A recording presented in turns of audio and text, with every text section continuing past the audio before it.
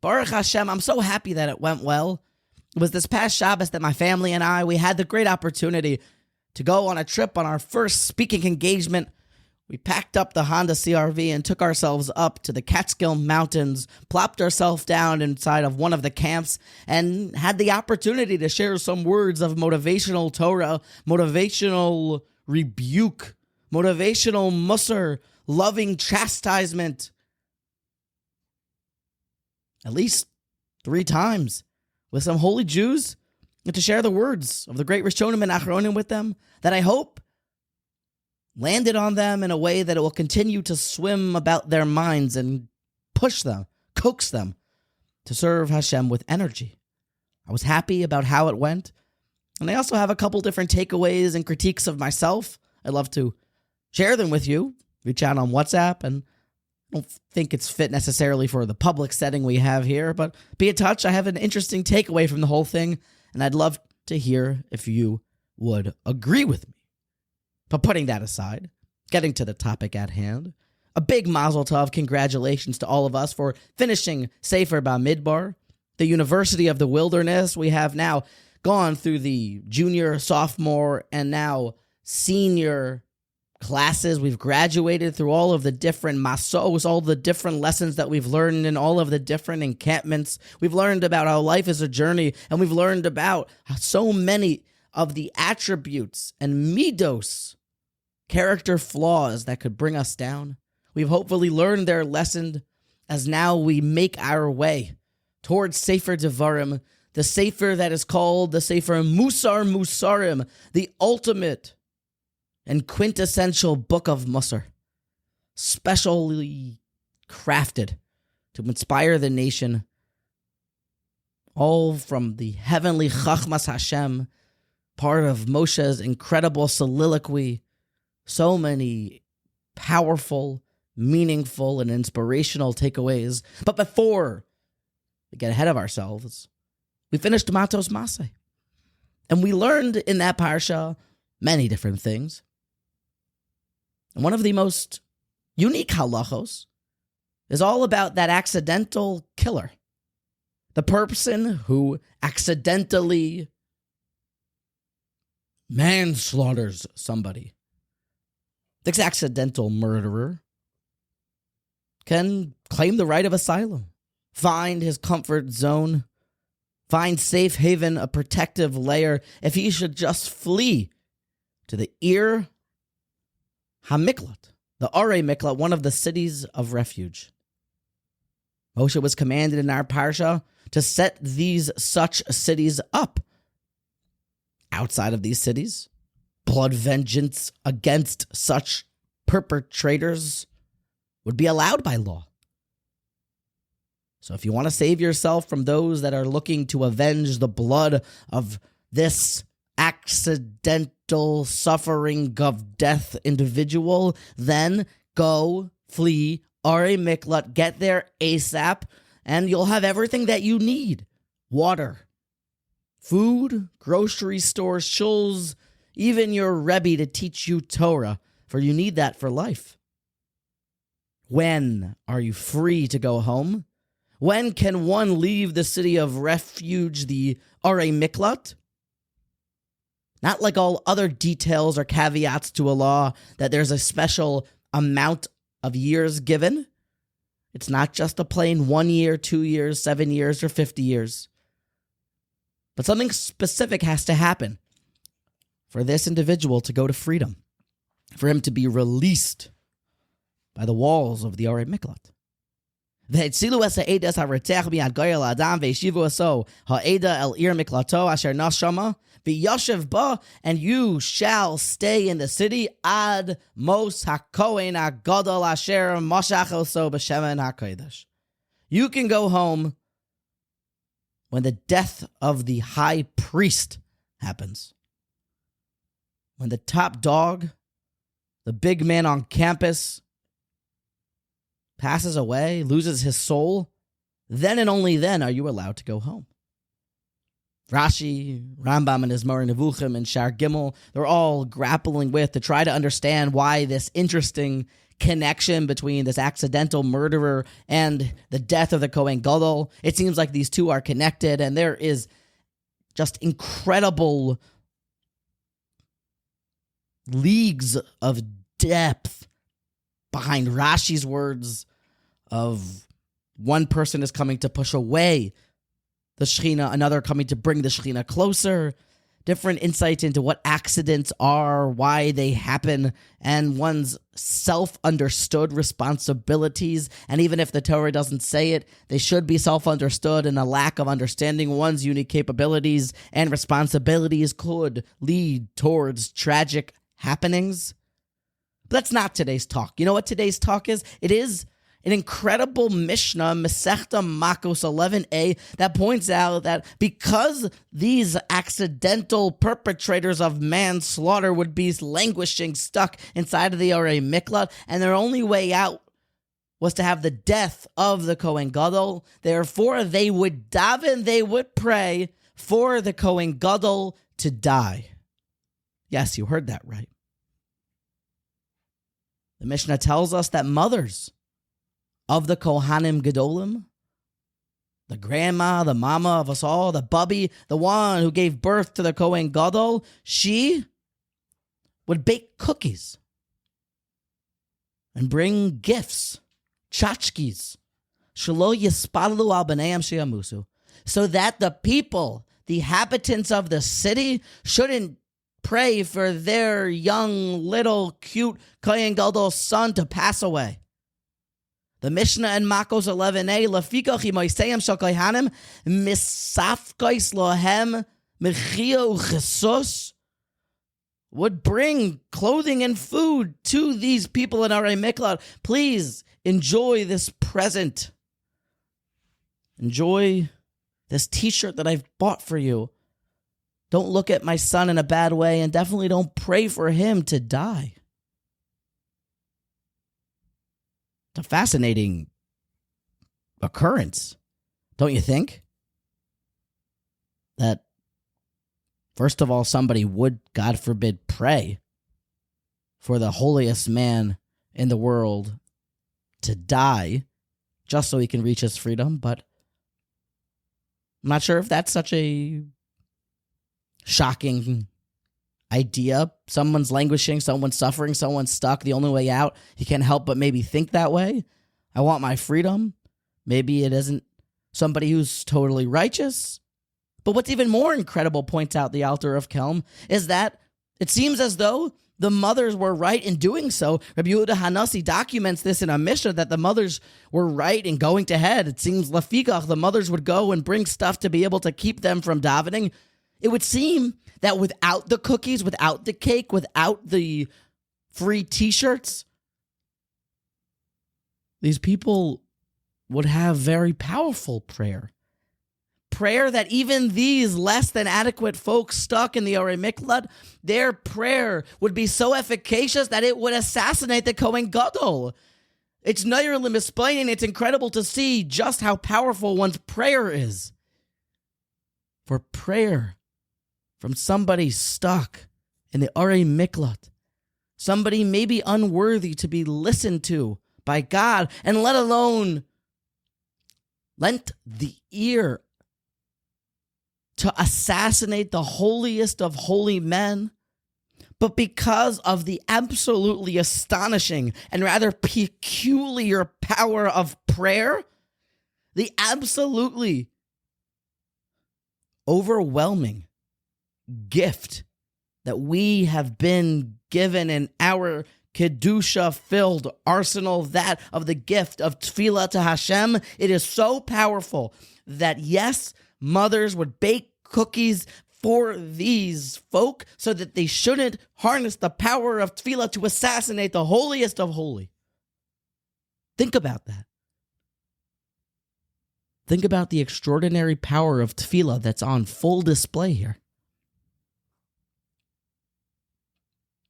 Now, the Alter of Kelm, after this observation, he leads us to the next rather difficult observation that maybe you've even thought of. if they are stuck suffering in incarceration and they can't go home to their mama or go see their cute little children because they're stuck inside of the Urei Miklat and they are incarcerated in that one that's across the Aver LaYam in Ramot or in Bosar or in Kadesh and Shechem or Hebron. There's one of these cities where he really wants to go home, but he can't because the only way out is to have the Kohen Gadol die. Otherwise, he may be murdered while walking about the streets. But the mothers would bake cookies to prevent all this so that you won't pray to have her son die. So you mean to tell me that these people, that their only way out is to live to see the death of their Kohen Gadol, but now they got cookies, so they won't pray anymore? They want something so bad, but they got a free t-shirt, so they won't daven anymore? You mean that the Efikach Imaisayim Shel Kohanim would bring Mechia V'Chesus? They got some socks, they got some red velvet cakes, so now all of a sudden they're fine, rotting away in prison, and they won't pray for a miraculous salvation? How could that be? Answers the Alter of Kelm. Of course they're still going to pray. Of course they still want out. And of course they're still going to daven a Shmona Esrei, and they may ask Hashem, please take out the Kohen Gadol so that I can go home to see my kids. But when Mrs. Cohen, the mother of the Kohen Gadol, brings some cookies or some cake, says the Alter of Kelm, it takes the edge off. It makes it that while I'm in pain here in jail and I want out, it isn't intolerable.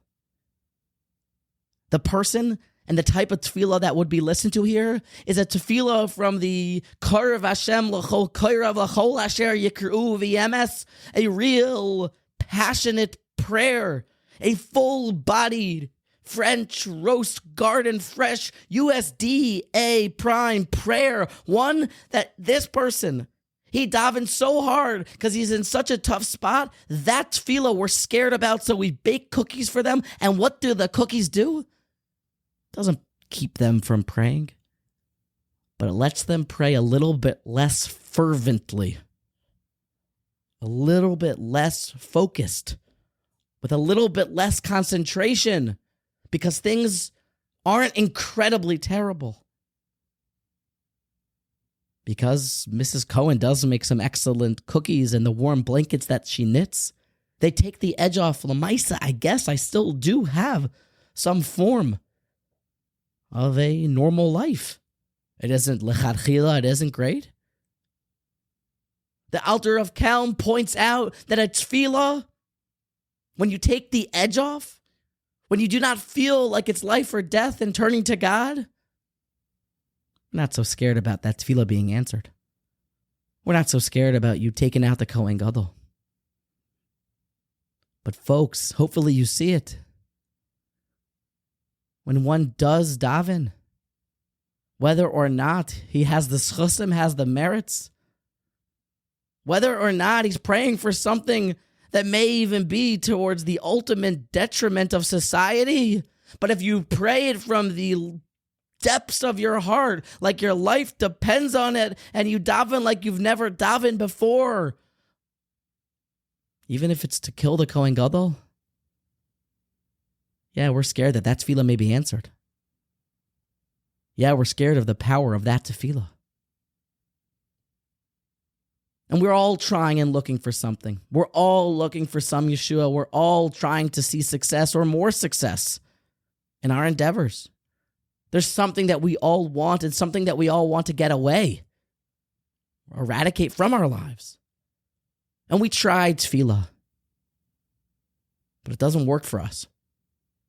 For many of us, including myself, you often feel unanswered. It doesn't feel inspiring. It doesn't feel like it's the way to get what you want. I need to do more hishtadlus. Maybe I need to get a bracha from a rebbe, or tie a red string around my hand, or do some other sort of segula, pouring the Baba Sali's incredibly holy water upon one's forehead. All great zechusim. But friends, perhaps the reason why tefillah doesn't work is not because tefillah doesn't work, but because we're not doing it right. Because we feel like we can turn other directions, and that I'm okay.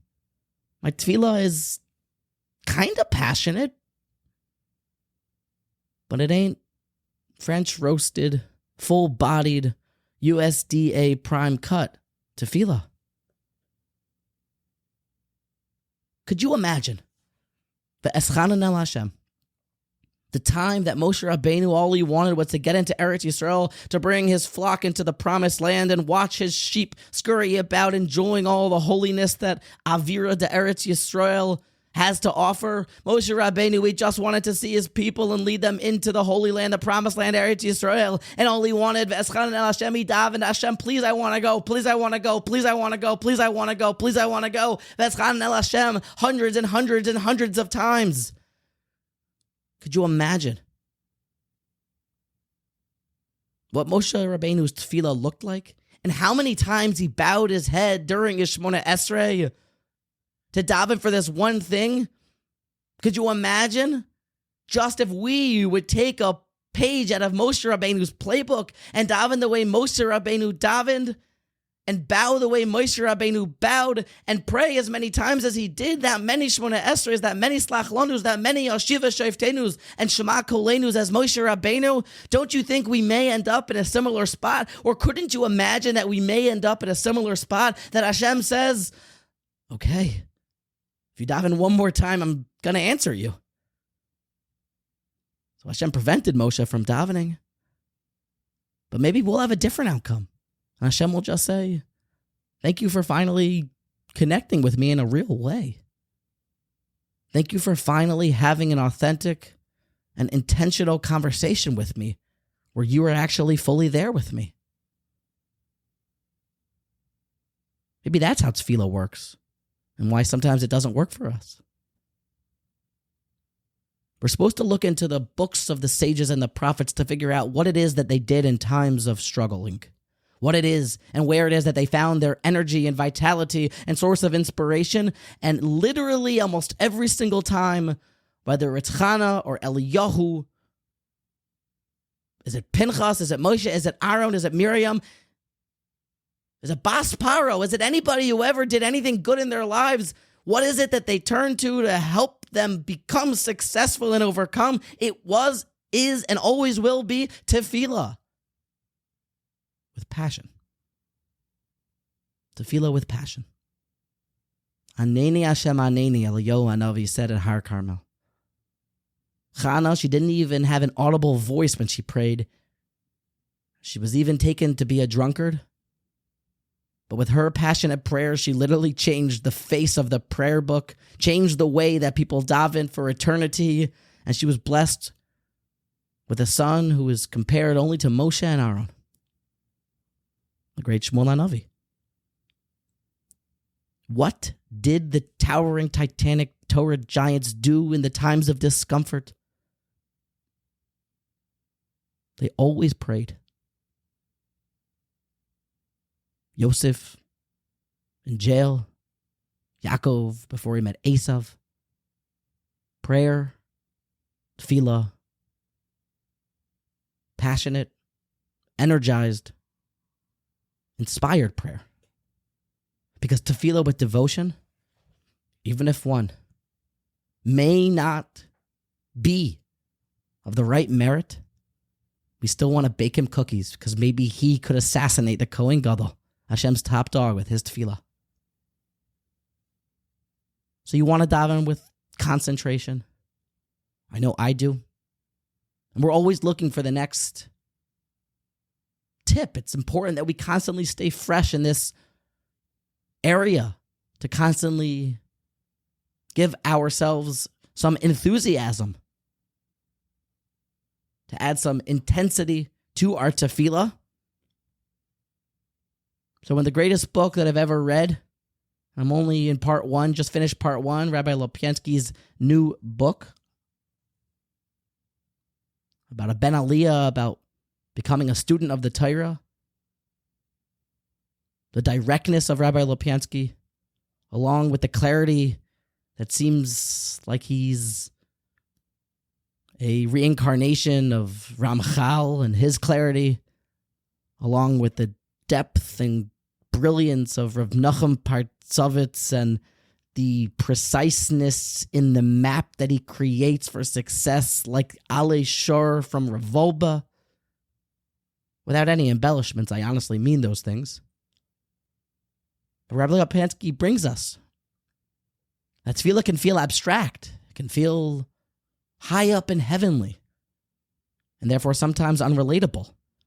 And it's important that we need and should make it concrete, more brick and mortar. So in citing the Mishnah Brura and another source, to make it concrete and to improve our tefillah, it's simple.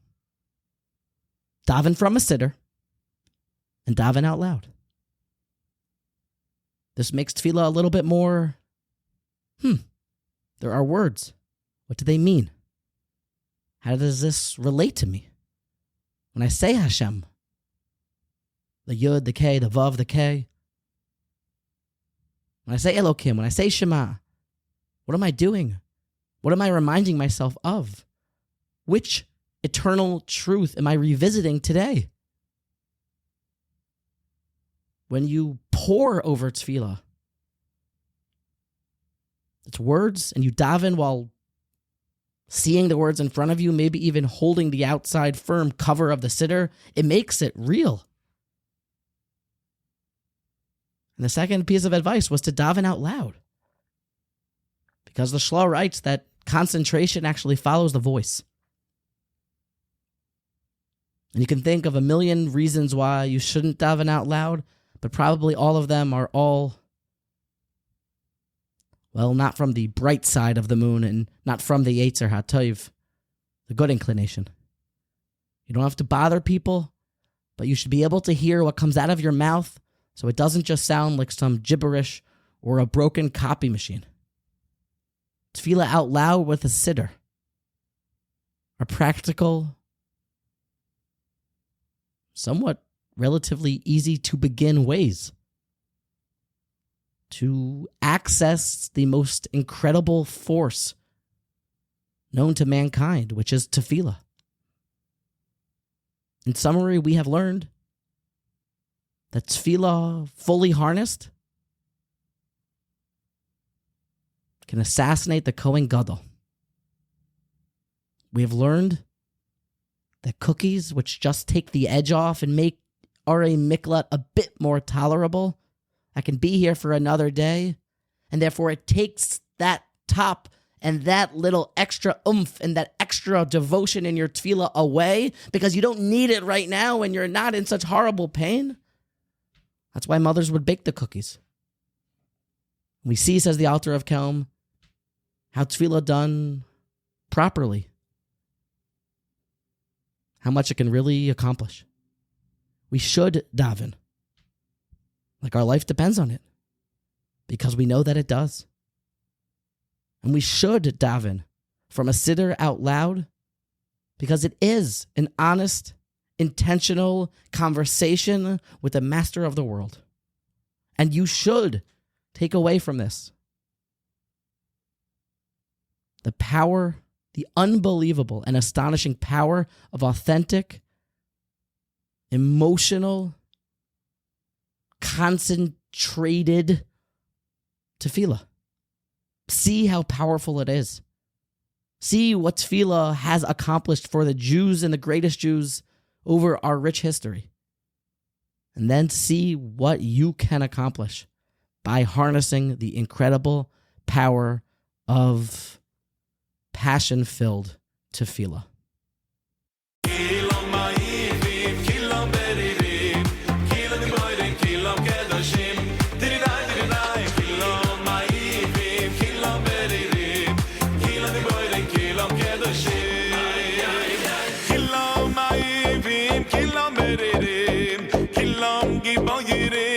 kedoshim